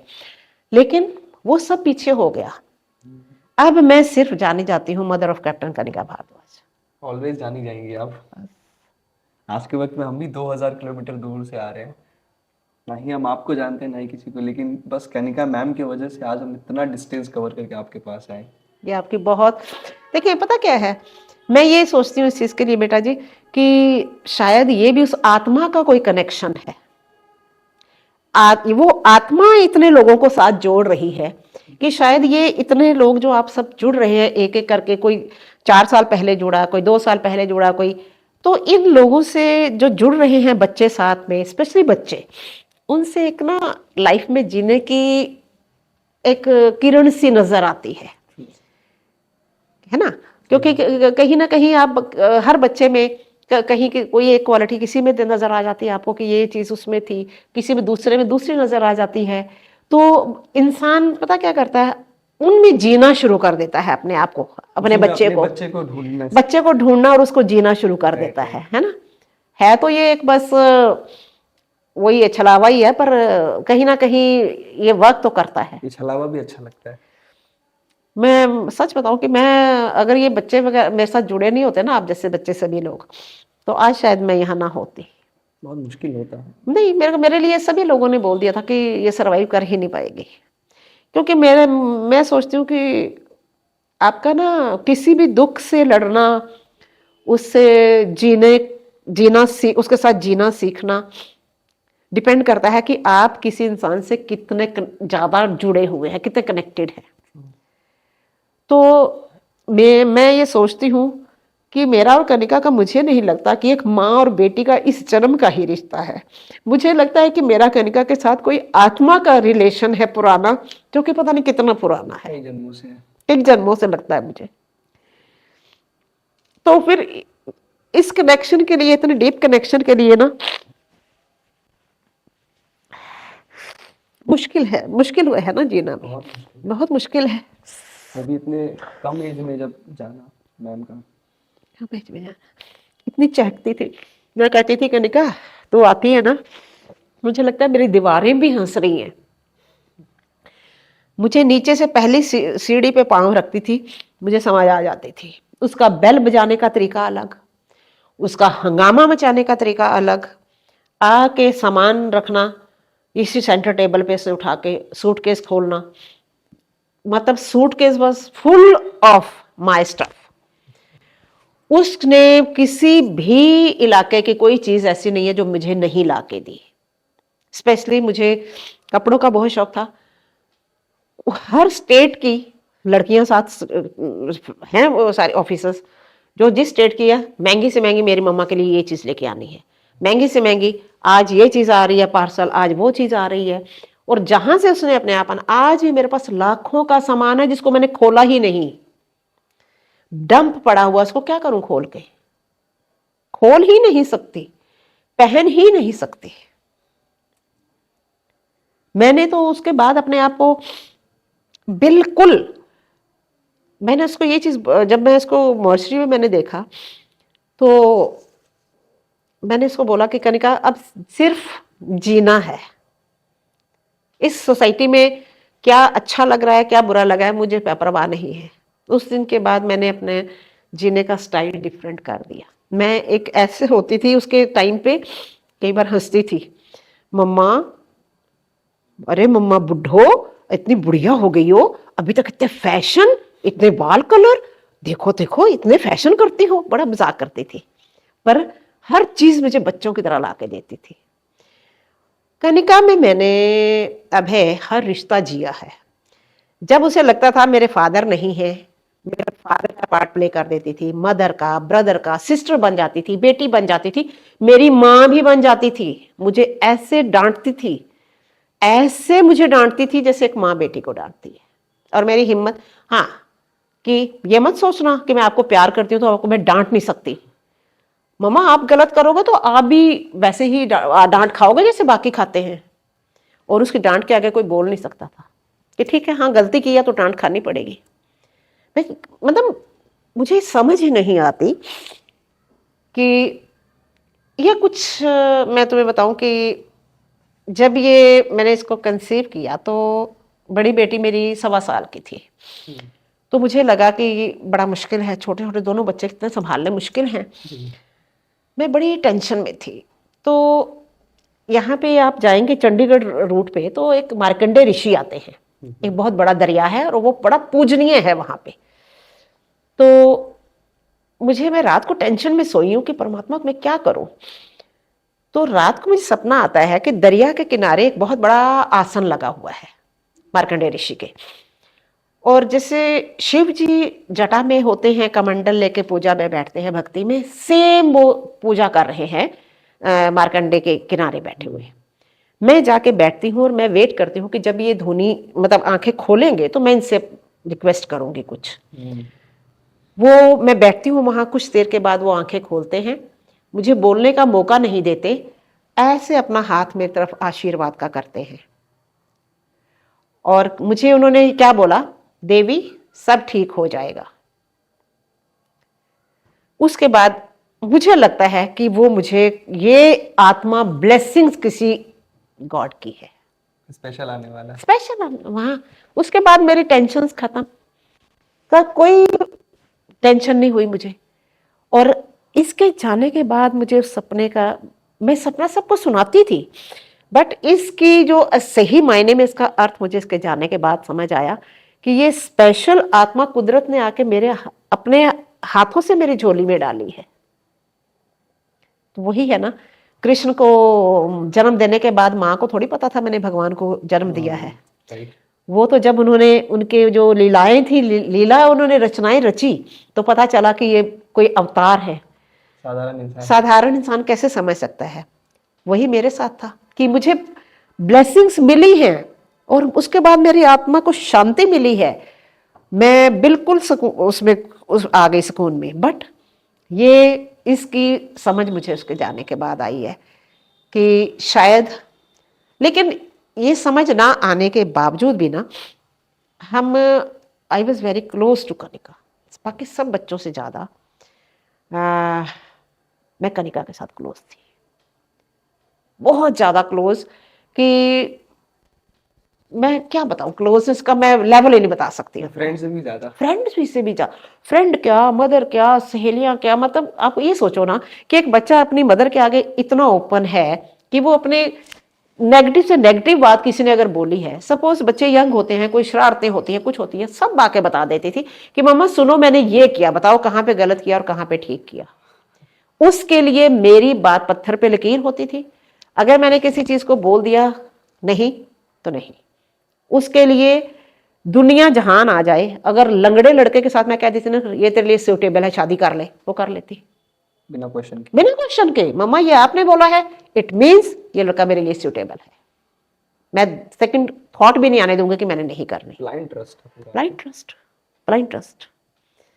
तो कहीं ना कहीं मुझे लगता है कि मैं फिर एक और चीज सोचती हूँ बच्चे, कि मैंने सुना है कि माँ के जिस पे खुश होती है उस पे जन्नत, पूरी कायनात खुश रहती है। पर मैं तो कनिका पे बहुत खुश थी। मेरी तो हर आत्मा की ब्लेसिंग्स, प्रार्थना उसके लिए निकलती थी। मेरी इतनी ब्लेसिंग्स से बाद कैसे वो चली गई, ये क्वेश्चन मेरी समझ से बाहर है। दो जगह पे, एक ये क्वेश्चन, दूसरा माँ काली से आज तक झगड़ा चल रहा है। उनके लिए तड़प रही हूँ कि मंदिर से आगे सिर झुका के चली जाती हूँ। 9 साल में उस मंदिर में दोबारा नहीं गई। वो दर्द आप ही जानते होंगे, कैसे आप बिना देखे जाती हो मंदिर में। पता नहीं कैसे जाती हूँ, क्योंकि पर आज तक लड़ाई है कि माँ क्यों लिया, मुझे एक थॉट दे दो मेरे माइंड में, मैं उसी दिन आपके यहाँ आ जाऊंगी। पर आज तक आंसर नहीं मिला। पता नहीं मेरे ही कोई बुरे कर्म हैं या क्या है, मैं नहीं कह सकती, कुछ नहीं कहा जा सकता। नहीं अरे आपका बुरा कर्म थोड़ी, आप तो एक जेम दिया है इंडिया को, आप ऐसा थोड़ी कुछ है। लेकिन मैम को और भी काम करना था, और भी बहुत जगहों पर उनको अच्छा काम करना था। भगवान भी तो अच्छे लोगों को ही ना खोजते अपने पास, जैसे बस ये भी एक चीज है कि उन्हें वहां पे भी ऐसे लोगों की जरूरत अच्छे लोग होती ही है। चाहिए। हम लोग भी अपने आसपास सिर्फ अच्छे लोगों को ही ढूंढते हैं, तो वो भी यही ढूंढते हैं। बिल्कुल, ये बात ठीक है आपकी। आज के टाइम के दौर का, किसी फैशन का, किसी ऐसी चीज की लत, आप देखें कि जब इनके यहाँ पे जाते हैं, फर्स्ट जो इनकी वहां पे पार्टी होती है उसमें इनको ड्रिंक करना बहुत जरूरी होता है। कनिका ने नॉन वेज कभी नहीं खाया, प्योर वेजिटेरियन वो गई है। उसे कहा मुझे कैंपा दे दो फॉर्मेलिटी से, मैं ये नहीं पीऊंगी। इनको सैलरी के साथ इनके ना पर मंथ जो लेकर के इधर पहाड़ी इलाके में ना, तो वो जो नहीं पीते उनका सैलरी में वो अमाउंट आ जाता है, कभी 1000, कभी 1500, 2000। तो एक बार मुझे फोन आया, कहती मम्मा ऐसे सैलरी में पैसे आ जाते हैं वो वाले, पर मैं वो ना अपने पास नहीं रखती। मैंने कहा क्यों, क्या करती है फिर? कहती कभी अपने कुक को दे देती हूँ, कभी अपने बड़ी को दे देती हूँ। मम्मा जो चीज मैं कंज्यूम नहीं करती उसका पैसा भी खर्च मैं अपनी अमाउंट में, अपने लाइफ में नहीं करूंगी। उसने वो पैसा लेकर वाला अपने आप कभी यूज नहीं किया। बड़ी को, कुक को, और जो वहां काम करने वाले माली को, कभी किसी को कभी किसी को। बहुत हेल्पिंग नेचर की थी। हाँ, उसका बड़ी ये करते थे कि कनिका मैम के पास हमारी ड्यूटी लगा दो, क्योंकि बड़ी आता था, shoe polish, uniform polish, room टक टका टक सब तैयार है। तो बड़ी आता, मैम क्या करूं? कहती जा ऐश कर, मैंने सब कुछ तैयार कर लिया। गाड़ी साफ करनी है, गाड़ी जिसमें गई है गाड़ी, बड़ी आ रहा है साफ करने, कनिका गाड़ी साफ कर चुकी है। सुबह 4 बजे उठ के अपनी गाड़ी धोना, मतलब शी वॉज वेरी ना अरेंज्ड पर्सन। उसको कहीं पे भी कोई चीज गलत रखी हुई ना, वो उसको टॉलरेट ही नहीं कर सकती थी। हर चीज अपनी एप्रोप्रिएट जगह पे उसको चाहिए होती थी। उसके अलमीरा में ऐसी होती थी कि जैसे अंधेरे में भी लाइट नहीं है तो आप हाथ डाल के कोई चीज निकाल सकते हो, इस तरीके की मैनेज्ड होती थी उसकी। और उसके लिए कोई भी काम छोटा, कोई भी काम बड़ा नहीं था। ऐसा नहीं है, यहाँ पे उसने, आप मानेंगे, जब हम इसकी पीओपी से वापस आए हैं तो सभी लोग हम गए थे। तो बच्चे जिस दिन, मैं और मेरे हस्बैंड पहले चले गए थे, बाकी बच्चे बाद में आए थे। तो ये बच्चे जब आए, इन्होंने मेड भी उस दिन नहीं आई, पूरे बर्तन, पूरा घर बिखरा हुआ, बर्तन जूठे 3-4 दिन सिंक में पड़े हुए हैं। हम अब आए हैं उस दिन, किस टाइम हमने पहुंचे, मेड उस दिन भी नहीं आ पाई। अब क्या हुआ कि आई है, मुझे कहती है मम्मा बैठ जाओ यहाँ पे आराम से। ठीक है, तो मेरे घर का ये सिस्टम था, इसकी जो कोर्समेट थी ना, जो दिल्ली की थी या दिल्ली में जो पोस्टेड थी, जिस टाइम पे ये ओटीए में थी तब भी, वो सारी उन्होंने असेंबल होना है, रात को मेरे घर पे आना है। पहले बोल रही थी पापा फ्रिज सब्जियों का भर दो, मेरी फ्रेंड्स आ रही हैं। यहीं पे कोई सोफे पे लटकी हुई है, कोई टेबल पे लटकी हुई है, कोई डाइनिंग पे पड़ी है, ऐसे ही यहीं पे ड्राइंग रूम में ही, रूम में ही जाती थी, सारी रात हल्ला मचा के रखती थी। तो वो उन्होंने भी आना था, वो 2 आई हुई थी। तो उनको कहती है आई हो ना, पहले सब ऑर्डर खाना इससे पहले कर दिया, वहां मैं बर्तन मांज रही हूँ, धोती चलो साथ साथ में। उन दोनों ऑफिसर्स, लेडी ऑफिसर्स को साथ मैंने बर्तन धुलवाए। बर्तन धो के, अब बर्तन धुले हैं, अब ऐसा करो डाइनिंग टेबल पे खाना लगा दिया, सब खाना खाओ। हम लोगों ने खाना खाया, मेरी बेटी और दामाद भी आए हुए थे। इतने में जाके इसने सारे रूम्स तैयार कर दिए वहां आराम करने के लिए। अब मम्मा खाना खा लिए, रूम्स तैयार है, जाओ आप आराम करो। इतना करने के बाद सारा काम अरेंज करके फिर इन्होंने खाना खाया। मतलब मैम प्यार भी करती थी तो फटकार भी लगाती थी। फटकार भी लगाती थी, ऐसा नहीं है कि आपको स्पेयर कर देगी, नहीं। और ऐसे रास्ते चलते ही अगर कोई नजर आ गया गलत काम करता हुआ, वो डरती नहीं थी कि कहीं कुछ अननोन है मैं क्यों बोलूं, उसको वहीं टोक देती थी कि ये काम गलत कर रहे हो, इसको मत करो। और वो अगला भी सुन लेता था खड़ा होकर आराम से, चाहे बुजुर्ग है कोई, या कोई जवान है, या कोई औरत है, मर्द है, कोई फर्क नहीं था, वो टोक देती थी। मैं इस चीज से हैरान हूं कि उसकी बात का शिव मतलब कड़े शब्दों में बोल देती थी। कोई बुरा कभी किसी ने मनाया ही नहीं, क्योंकि उसकी जो इंटेंशन थी उसके पीछे वो पॉजिटिव थी, तो सामने वाला भी समझता था। यहाँ आती थी, मम्मा सीढ़ियां कितनी गंदी हैं, आके जींस ऊपर फोल्ड करके पूरी सीढ़ियां ऊपर से नीचे धोनी। हाँ, वो स्वीपर की वेट नहीं करती थी, मम्मा उसकी क्या वेट करनी है, मैं खुद धो लूंगी ना, आप बैठो आराम से। सब कनिका का मुझे ये था कि देखिए बेटा, we are middle class family ना, तो उसमें बच्चों के अच्छे स्कूल्स में education, Hansraj model school Punjabi Bagh एक रिप्यूटेड वो है, और इनको लुक आफ्टर करना, पालन पोषण, मदर इन लॉ, सब जिम्मेवारियां निभाने के बाद हम इतने वो नहीं थे कि हम बच्चों को बहुत ऐश भरी जिंदगी दे पाए, सक्षम नहीं थे, है ना। तो जाती थी, 1 आवर का इसका डिस्टेंस था कॉलेज, जब ये इंजीनियरिंग कर रही थी।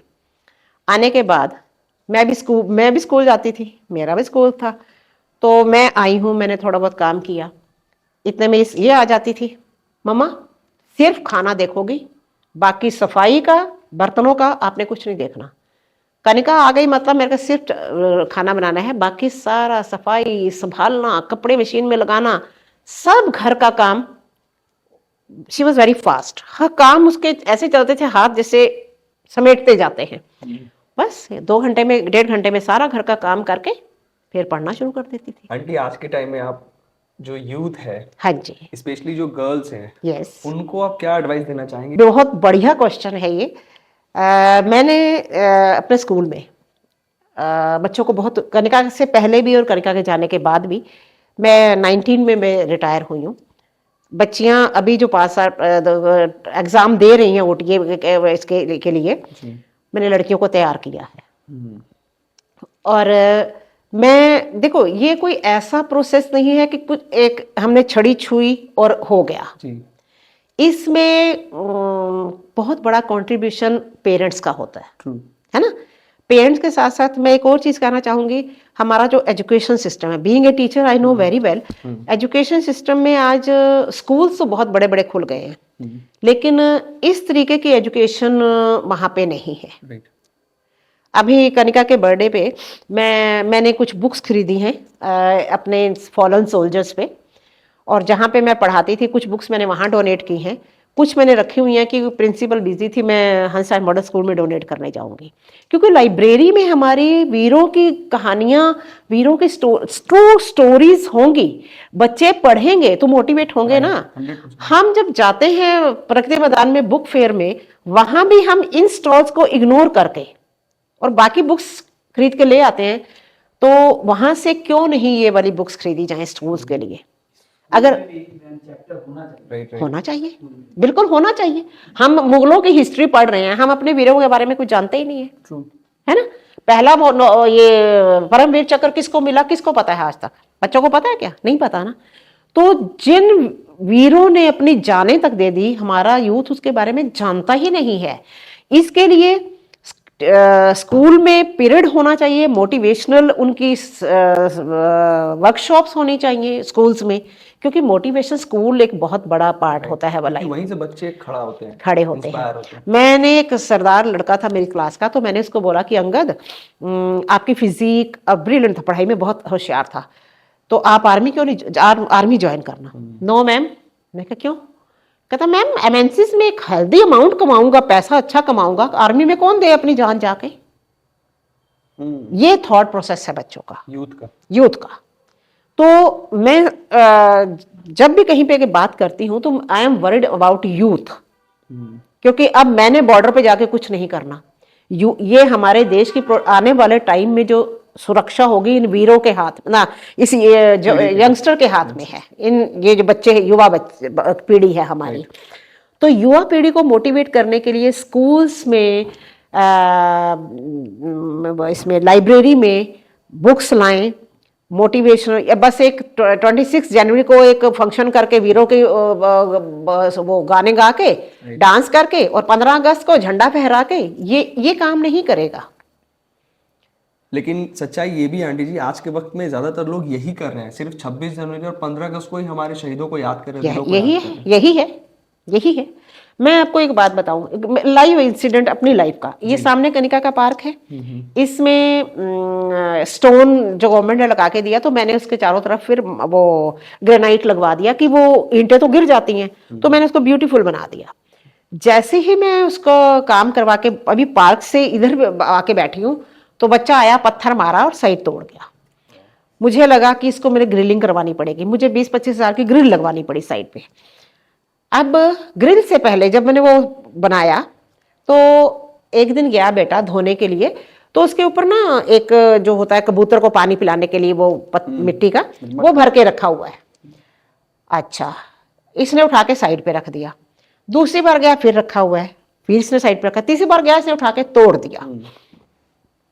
जब मैं ग्रिल लगवा रही थी तो एक लेडी आती है धनाती हुई, कहती है ये यहाँ इसके ऊपर एक रखा था, वो आपने तोड़ा है?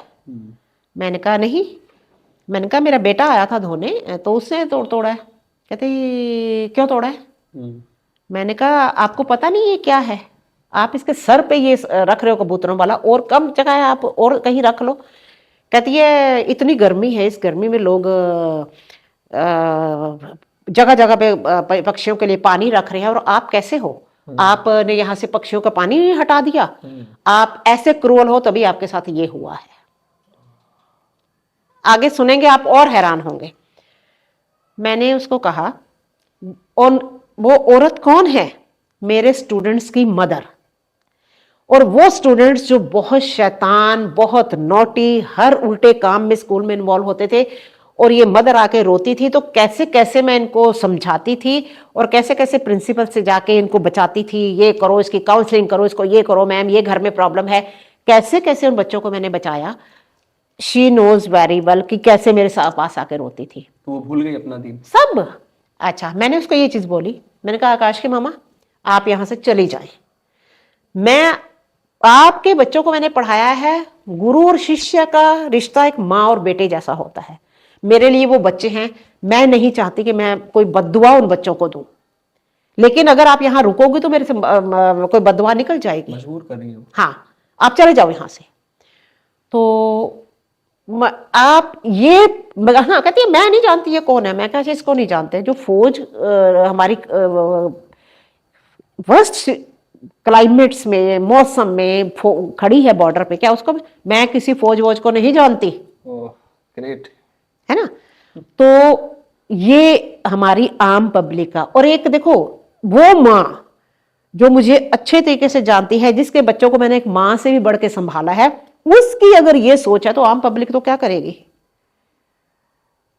अनुज नैयर, आपको जी, कारगिल महावीर का चक्र। महावीर चक्र, इसका विकासपुरी रोड पे उनके रोड है उनके नाम की। एक बार बेटे का ने पिक्चर खींच के लाया कि मामा ये देखो, ये पता नहीं पार्टियों ने यहाँ आके अनुज नैयर का जो वो बना हुआ है, उस पे सारे वो चिपका दिए हैं अपने पोस्टर्स, उनका तो कहीं नाम ही नजर नहीं आ रहा। कहता अभी चिपके हुआ मैं इनको उतार नहीं सकता, इस पर तो पानी डाल के पहले पहले इसको अच्छे से रगड़ना पड़ेगा तब ये उतरेगा। फिर मैंने जूली को फोन किया कि अगर कोई वॉलंटियर्स ऐसे कुछ हैं तो उनको बोल जाके उसको साफ करें। पब्लिक ये काम कर रही है वीरों के साथ। तो एडवर्टाइजिंग पोस्ट बना दिया गया। हाँ देखो ना, तो ये हालात है हमारी कंट्री के। तो फिर क्या वो परिवार क्या सोचेंगे जिनके जो अब इनका मानना ये है, आम पब्लिक का मानना ये है कि अगर वो वहां पे लड़ रहे हैं, वहां पे खड़े हैं, तो पैसा भी तो लेते हैं ना, तनख्वाह भी तो लेते हैं ना, कोई हमारे फ्री में जान दे रहे हैं हमारे लिए, है ना। तो आज जिस उसमें मैं गई थी ना, वो उन्होंने एक बहुत अच्छी बात बोली। कहते हैं हम भारतीयों की क्या नेचर है, हर इंसान चाहता है हमारे यहाँ भगत सिंह हो, लेकिन मेरे घर नहीं, पड़ोसी के घर। क्यों अपने घर से जब भेजना पड़ता है ना बच्चा, वो कहता है जब मैं गांव से हॉस्टल में गया था पढ़ने, मेरी माँ ने रो रो के बुरे हाल कर दिए थे कि बेटा क्या तू यहीं नहीं पढ़ सकता था, मैं तेरे बिना जी नहीं सकती। और मैं बताऊं, जब कनिका ओटीए में गई है, तो जब इनको हफ्ते में 15 दिन में एक बार मिलता था फोन करने के लिए, जब भी फोन करे, मम्मा 2 लड़कियां इस हफ्ते छोड़ गई, मम्मा 1 लड़की छोड़ गई। मैं 3-4 बार सुनती रही उसकी ये बात। 5वीं बार मैंने ये सोचा कि शायद ये बार बार सुना के ये कहना चाह रही है कि अगर मुझे कोई प्रॉब्लम आएगी तो मैं भी छोड़ के आ सकती हूँ। मैंने बोला कनिका मेरी बात सुन, तेरी वहां से एक पोटली में हड्डियां बंद के आ जाएंगी ना, मैं वो मंजूर कर लूंगी, पेट दिखा के आएगी तो मेरे मुंह मत लगना, मैं तेरी मां नहीं रहूंगी, फिर मुझे मां मत कहना, पेट दिखा के मत आना। उसके बाद उस बच्चे ने कभी फोन नहीं किया पे बताया कि किसी ने छोड़ा या क्या किया, कुछ नहीं। उसके बाद फिर वो हो गई। सबसे बड़ी मोटिवेशन वही थी मैम। तो मोटिवेशन वही थी। अगर मैं उस टाइम देखो, क्योंकि पता क्या होता है, बच्चे को भी पता होता है कि माँ एक ऐसा पॉइंट है जिसको इमोशनली हम वो कर सकते हैं, दर्द नहीं देख सकते उनका। नहीं देख सकता माँ। तो उसके लिए वो ये थी बात, बड़ी एक टर्निंग पॉइंट हो गया कि नहीं अब तो मुझे करना ही है जो मर्जी हो। तो हमें ऐसा, जब मैंने कनिका गई है, मुझे स्कूल में सारा स्टाफ कहता था अरे मैम आप कैसी माँ हैं, अपने बेटी को आपने भेज दिया फौज में, अपने बेटी को आपने भेज दिया फौज में। It was very normal for मेरे बेटी या बेटा, कोई इट हार्डली मैटर्स, है ना। मैम आपके घर से पहली लेडी ऑफिसर थी, पूरी बिरादरी की पहली लेडी ऑफिसर, हमारी ब्राह्मण कम्युनिटी की फर्स्ट लेडी ऑफिसर, और एससी ऑफिसर। दिल्ली में जब कनिका पास आउट हुई, दिल्ली की फर्स्ट लेडी ऑफिसर थी वो, बाद में तो काफी हो गई हैं अब। दिल्ली से उस टाइम पे she was first lady officer. इन सब चीजों को जब आप सुनती हैं तो कितना प्राउड फील होता है आंटी? बहुत होता है बेटा जी। उस दिन भी मैं गई हूँ यहाँ पे वेटरन डे अटेंड करने, मानिक शाह सेंटर। तो वहाँ पे एक ईएमई की लड़की मिली, तो वो थी जिसने कनिका को रिलीव करना था, और कनिका ने वहां से जाना था जोधपुर, पर वो एक नाइट लेट हो गई, तो कनिका मॉर्निंग में निकल आई, तो उसने ज्वाइन किया होगा। तो कहती आप, मैंने कहा तू ईएमई में है, मेरी बेटी भी ईएमई में थी। तो एक साथ में एक रिटायर्ड ऑफिसर ईएमई के खड़े थे, तो मैंने कहा, कहती आपकी डॉटर का नाम? मैं कहा कैप्टन कनिका भारद्वाज। भारद्वाज मैं कहना, मैंने बस, वो जो सीनियर ऑफिसर थे, she was in EME 625, posted to Rajouri, was going to Jodhpur, met with an accident there and there, पूरा उन्होंने A to Z एक्सप्लेन कर दिया। मतलब आप ये सोचो कि मैं जहां भी जाती हूँ ना, कोई ना कोई ऐसा, बहुत मैंने आप मानेंगे नहीं, कनिका का के क्रिमेशन ग्राउंड में, यहाँ पंजाबी बाग में है। जिस दिन कनिका को क्रिमेट किया हमने, वहाँ पे करीब अगर लगाए, मैं कम से कम भी बोलूँ तो 100 आर्मी वाले लोग होंगे। लेफ्टिनेंट जनरल आए थे इसको लास्ट वो देने के लिए। 21 गन की सलामी दी गई थी। और सबसे बड़ी बात कि जिसे क्रिमेशन ग्राउंड बहुत बड़ा है, लोग अपने अपने बिलव्ड वंस को लास्ट विदाई देने आ रहे थे, अपने वहां पे चिता को आग देते और आके द होल शमशान भूमि people were with there Kanika के पास खड़े थे। ये पता क्या होता है, वो कनिका को जानते ही नहीं, उन्होंने कनिका को देखा तक नहीं। ये आपका एक ऑरा होता है जो काम करता है ना। आम नॉर्मल इंसान के लिए कोई नहीं करता। और मुझे बाद में मेरे कलीग के हस्बैंड ने एल्बम बना के दी हमें, मुझे पता ही नहीं था। तो जैसे ना आपने सुना कि पम्मी मैम की डॉटर का एक्सीडेंट हो गया, वो जो फौज में थी वो चली गई, आपने कहा अच्छा आपका कोई पड़ोसी है, क्या कह रहे हो कि ऐसे उनकी, मैं भी चलती हूँ। अगले को बोला मैं भी चलती हूँ। करीब पश्चिम बिहार वहां क्रिमेशन, मतलब गाड़ियों की रजौरी तक लाइन लग गई, यहाँ पश्चिम बिहार आधे तक लाइन लग गई, गाड़ियां खड़ी करने की जगह नहीं, क्रिमेशन ग्राउंड में लोग समाने की जगह नहीं। इतना मैंने जर्नल तक की क्रिमेशन भी देखी है। इट वॉज वेरी नॉर्मल, लेकिन मुझे नहीं पता उस बच्चे का क्या हो रहा था। मैम इतना कुछ करके गई तो ये तो नॉर्मल है, ये तो होना ही चाहिए था। ठीक कह रहे हैं आप, पर वही है कि बस दुख होता है कि आखिर मेरा ही क्यों ऐसे, ये तो समझ सकते हैं। देखिए, मैं एक चीज आपको बोलूंगी, एक माँ होने के नाते, मैं अभी गई थी लेह लद्दाख, कनिका की एक कोर्समेट की शादी थी, लेह की लड़की थी, और ये जो लड़कियां आती थी मतलब बिल्कुल हमारी फैमिली की तरह ही है, बहनों की तरह ही है। तो उसका इनवाइट आया तो मुझे जाना ही था, क्योंकि कनिका की बहुत क्लोज थी वो। तो वहां गए हैं, वहां हम लोग हॉल ऑफ फेम गए हैं आर्मी का जो था। तो वहां मैंने देखा अनुज नैयर की फोटो है, वहां विक्रम बत्रा की फोटो है। मैंने उनके साथ खड़े को फोटो खिंचवाई, उनकी मदर्स को भेजी। मेरे लिए ये जो सब यंगस्टर गए हैं, मेरा ऐसा नहीं है कि मुझे कनिका का गम है। जब इन यंगस्टर की हिस्ट्री में पढ़ती हूँ ना, आई फील कि मैंने एक चीज नोटिस की है सब में सिमिलर, कि मैं इनको किसी भी बुक को मैं आगे नहीं पढ़ पाई, चाइल्डहुड तक ही पढ़ पाती हूँ, उससे आगे जाने की हिम्मत नहीं होती। बट मैंने जो देखा है कि ये सभी बच्चे, अनुज नैयर हो, विक्रम बत्रा हो, या फिर सौरभ कालिया हो, बहुत सारे और भी हैं, मतलब इनका चाइल्डहुड जो है ना, सेम, दे वर डिफरेंट। वो एक इस धरती पर रहने वाली आत्माएं लगती ही नहीं, उनका हर एक्शन अलग है जो एक आम इंसान कर ही नहीं सकता। आप सौरभ कालिया का देखो, सौरभ कालिया की बुक लॉन्च पे मैं गई थी, उसकी बहन जो उसकी लाइफ की चाइल्डहुड की बातें सुना रही थी, जो मैंने कनिका का बताया आपको कि वो कहती कि मामा 200 रुपए की शर्ट ले दो मेरे को, 200 की जीन्स, शादी में मुझे ज्यादा खर्चा करना ही नहीं, मैनेज करना है।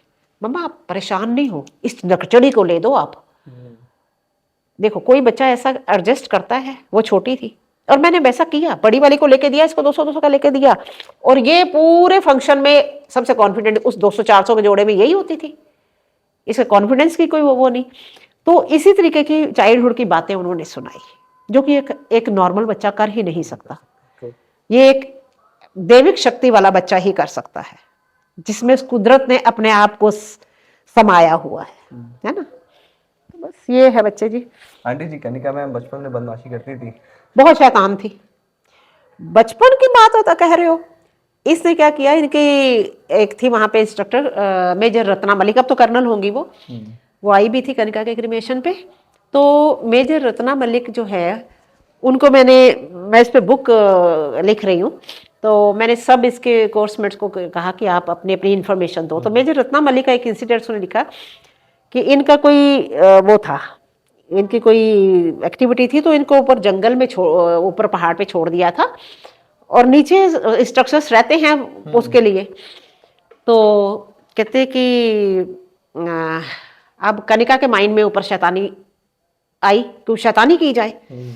तो क्या किया गया कि नीचे कॉल किया गया कि यहाँ पे सांप है, सांप है। इमीडिएटली रश किया गया, रत्ना मलिक मैम और सारे ऊपर पहुंचे। जब ऊपर पहुंचते हैं तो कहाँ है सांप, कहाँ गया, कहाँ गया? तो कहते इतने में रत्ना मलिक मैम की मेरे पास लेटर है, वो लिखा हुआ है मेरे पास। इतने में उधर से टेंट के साइड से कनिका निकल के आती है, उसकी शरारती आंखें, चमकती हुई आंखें, स्माइलिंग फेस, कि इधर ही था, शायद चला गया। मुझे समझ आ गया कि इसने हमें यहाँ ऊपर बुलाने के लिए ऐसा किया है। कहती है और उसका वो जो फेस था ना, जो उसका शरारती आंखें, चमकता हुआ आंखें और फेस उसका, हम उसको कुछ कह ही नहीं पाए। कहते हम करके कुछ कह ही नहीं सकते थे। और वो इंसिडेंट उन्होंने भेजा कि मैम ये जरूर आप इस बुक में आप लिखना। तो शरारती वो इतनी थी, शरारतों में तो बहुत आगे थी, शरारती भी बहुत थी, बचपन से शरारती थी, बचपन से ही शरारती थी, बचपन से शरारती थी। मतलब जो सी क्वालिटीज स्टिल लास्ट डे तक रही ना, वो बचपन से ही थी। मैं कहूँ कि वो ज्यादा बोल्ड बन गई है आर्मी में जाके, नहीं, she was bold from the very much first day, starting से। और आउटस्पोकन, मुंह पे बात बोलना, स्ट्रेट फॉरवर्ड, और जो लॉयल टू हर वर्क, बहुत लॉयल्टी थी उसमें। तो ये सारी क्वालिटी उसमें बचपन से ही थी। इसमें कोई ऐसी नई क्वालिटी जो उसमें कहूँ कि आर्मी ने डाली है, नो। एक दिन मेरी बात भी हो रही थी कि किसी ने मुझे बोला, बात हम बैठे, पेरेंट्स फैमिलीज बैठी हुई थी, किसी ने एक ने बोला कि आर्मी बना देती है। मैंने कहा देखो मेरे केस में ये डिफरेंट है, स्टार्टिंग से ही मेरी बेटी स्टार्टिंग से ही ऐसी, मैं कहूंगी कि मेरी बेटी को आर्मी ने बनाया। वो पहले जब उसने होश संभाला वो तब से ही ऐसी थी, इनबिल्ट था उसमें। मैं नहीं कहूंगी आर्मी ने कुछ किया बनाया उसको, बल्कि आर्मी को ही वो अपना कुछ छाप छोड़ के गई होगी, वो उसमें अपना कुदरत का दिया हुआ था उसमें। आंटी जी आपसे बात करके बहुत अच्छा लगा। हम आपसे बस यही रिक्वेस्ट करेंगे आप अपना ख्याल रखें और हम सब आपके साथ हैं। मैं बिल्कुल, अब आप जहाँ भी जाते हैं ना, आप जिससे भी मिलते हैं, आप अपना इस जो आपका जो भी आप काम कर रहे हैं, इस मिशन को आप स्कूल तक भी बढ़ाइए। आप अपने ट्रिप स्कूल में लगाइए, स्कूल के प्रिंसिपल से मिलिए, स्कूल के प्रिंसिपल्स को मिल के इस साइड पे उनका ध्यान लाइए। क्योंकि मैं आई एम वरीड, मैं सच बताऊं, जब भी कोई बात होती है, मैं इस मामले में मैं बहुत वरीड हूं आने वाली जनरेशन को देख के कि उनमें पेट्रियोटिज्म है ही नहीं। ट्रू, बहुत कम हो रहा है, बहुत कम है, बहुत कम है। ये बच्चे चमक धमक की लाइफ की तरफ अट्रैक्ट हो गए हैं, उनके लिए पैसा ही सब कुछ हो गया है। तो उनको इस साइड पे लेके आना हम लोगों की ड्यूटी है, क्योंकि यही हमारे इंडिया का फ्यूचर है। देखो भविष्य तो युवा पीढ़ी ही होती है ना, कभी बच्चों से और बुजुर्गों से तो देश नहीं चल सकता। तो युवाओं के कंधों पे देश का भार रहता है। उनको हम अगर ठीक तरह से गाइड नहीं करेंगे तो गलती हमारी है, फिर लिहाजा पूरे देश को भुगतना पड़ेगा। बिल्कुल बिल्कुल भुगतना पड़ेगा। आज अगर हम देखें, अगर कोई भी गवर्नमेंट चैलेंज करती है दुश्मन को, तो उसको अपनी आर्मी पे भरोसा है तो करती है ना, है ना।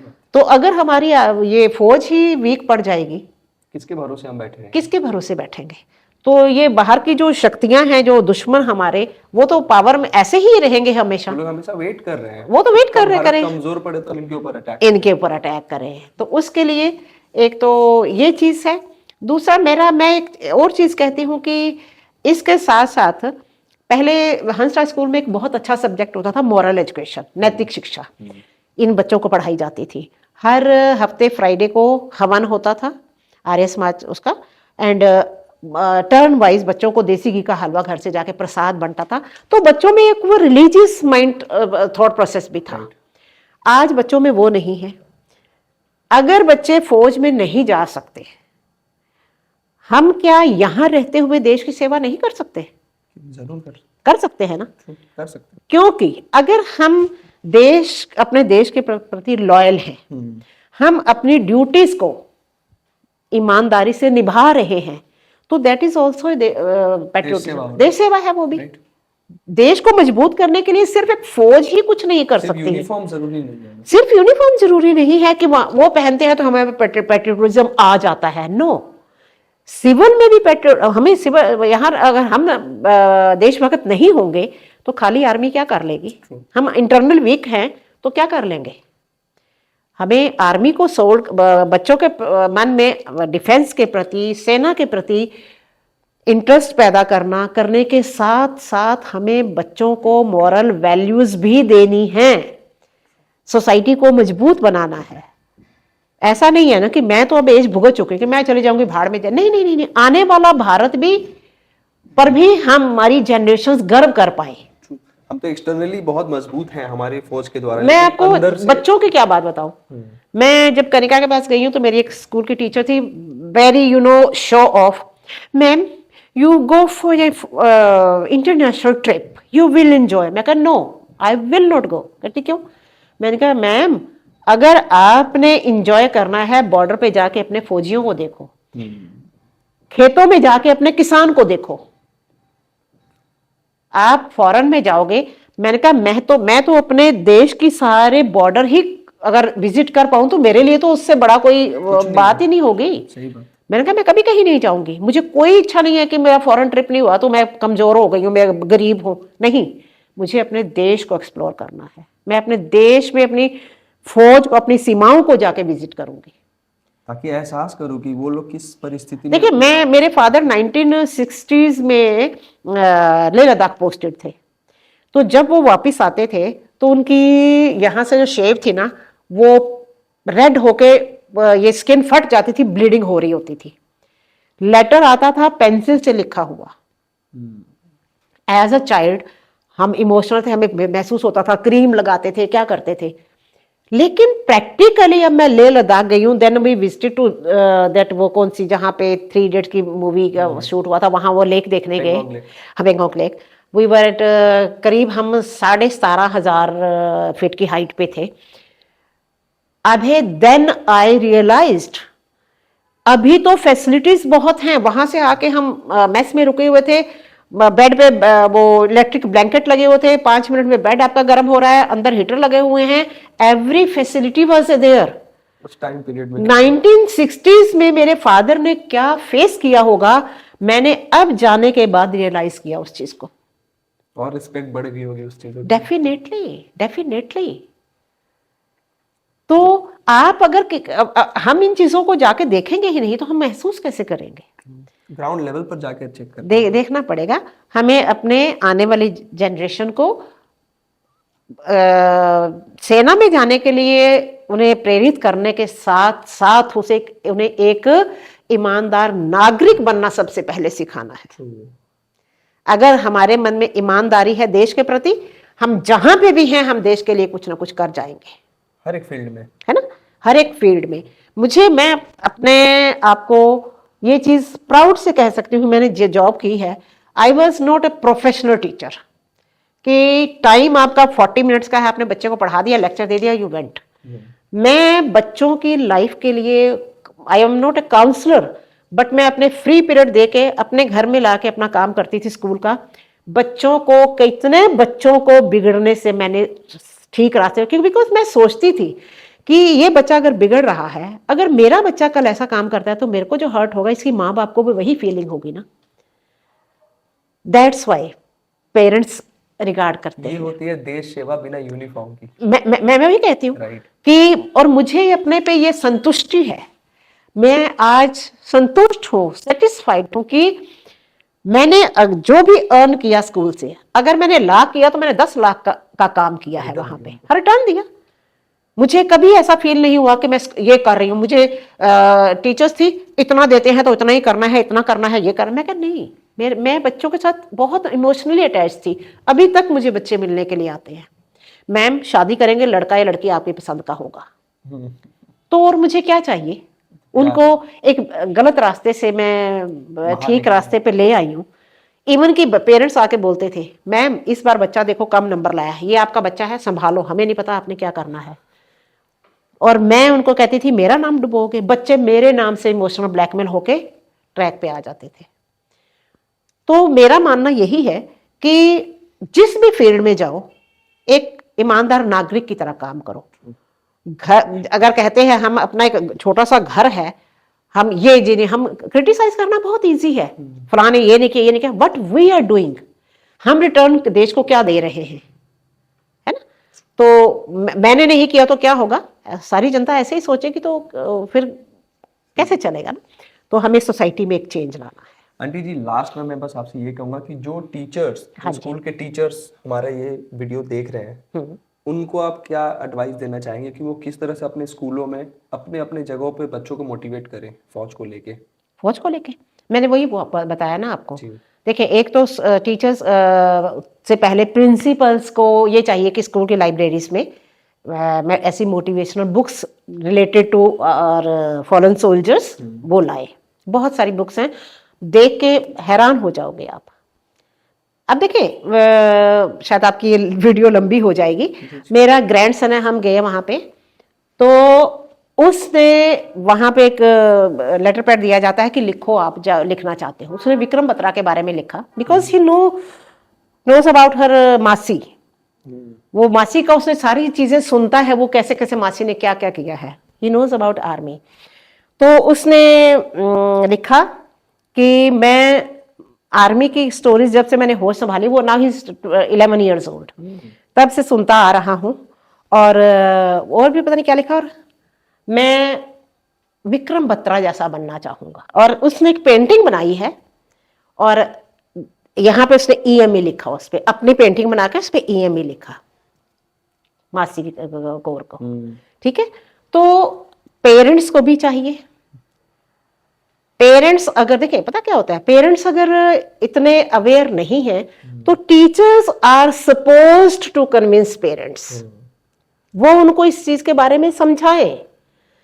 पेरेंट्स टीचर्स मीटिंग होती है, सिर्फ बच्चे का रिजल्ट देना नहीं होता, वहां पे बहुत सारी ऐसी चीजें हैं जो पेरेंट्स को बतानी होती हैं, है ना। बच्चे के और एज ए टीचर पता रहता कि ये बच्चा इस डायरेक्शन में जा सकता है, इस डायरेक्शन में जा सकता है। तो वो टीचर्स और प्रिंसिपल्स कंबाइंड एफर्ट इनका होगा, और तभी ये पॉसिबल है। बहुत जरूरी भी है, बहुत जरूरी है, बहुत जरूरी है। और मैं पर्सनली स्कूल्स में ये कमी महसूस कर रही हूँ। हम चाहेंगे कि इसके ऊपर भी लोगों की नजर होने आनी चाहिए, क्योंकि टीचर, देखो स्कूलिंग 12th तक होती है, 12th तक बच्चे का माइंड डेवलप होता है। स्कूल में बच्चा एक जैसे घर के प्रोटेक्टिव माहौल में होता है, स्कूल में वैसा होता है। कॉलेज में जाके नो मन बॉदर्स, कोई लेक्चर दिया चले गए, आप बंक मार रहे हो, आप आ रहे हो, लड़का लड़की घूम रहे हो, कुछ गलत कर रहे हो, कोई बॉदर ही नहीं करता। तो हमें स्कूल्स में इस चीज को प्रिपेयर करना है। तो वो तभी पॉसिबल है जब टीचर इसमें 100% अपनी इन्वॉल्वमेंट दिखाएगा। पढ़ाई तो ऑनलाइन भी बच्चे कर रहे थे, स्कूल किस लिए जरूरी है, मोटिवेशन के लिए। टीचर को भी तो पैट्रियोटिक होना चाहिए ना। होना बहुत चाहिए। सारे ऐसे टीचर है जो सिर्फ पैसे के लिए आते हैं, टाइम टू टाइम पढ़ाते हैं और निकल जाते हैं। मैं बताऊं, जी 95%। सही बात। मैं जानती हूं, और मेरा सर्कल भी बहुत बड़ा है टीचिंग को लेकर। 95%, तो 5% क्या कर लेंगे। राइट, यही मैं भी कह रहा हूँ कि 5% क्या कर लेंगे जब पूरे के पूरे मेजोरिटी अगर ऐसे हैं। तो इसके लिए इनकी अपने इनकी वर्कशॉप टीचर्स की भी होनी चाहिए ना। हमारे एजुकेशन सिस्टम में ये चेंज होना चाहिए, वर्कशॉप्स होनी चाहिए। एक बुकिश नॉलेज देने से ही सब कुछ नहीं हो जाता ना। बहुत सारी चीजें बच्चे की पर्सनालिटी डेवलप करने के लिए तो बहुत सारी चीजें हैं। तो उसको डेवलप करने के लिए ये बहुत, इसके लिए स्ट्रिक्टली हमें इस बारे में सोचना पड़ेगा। एक्चुअली हमें टाइम का पता भी नहीं चला, हमें आपसे बात करते करते अभी भी ऐसा हो रहा है कि और भी बातें कर सकते हैं हम, और कई बातें, इतनी बातें हैं अभी तो बहुत सारी मिस हो जाती हैं। जब इमोशनल हो जाए ना इंसान, तो फिर वो कुछ चीजें मिस ही हो जाती हैं, है ना। बट हम ट्राई करेंगे दोबारा आने का और दोबारा आपसे बात करने की। Definitely, most welcome. Thank you for your time aunty.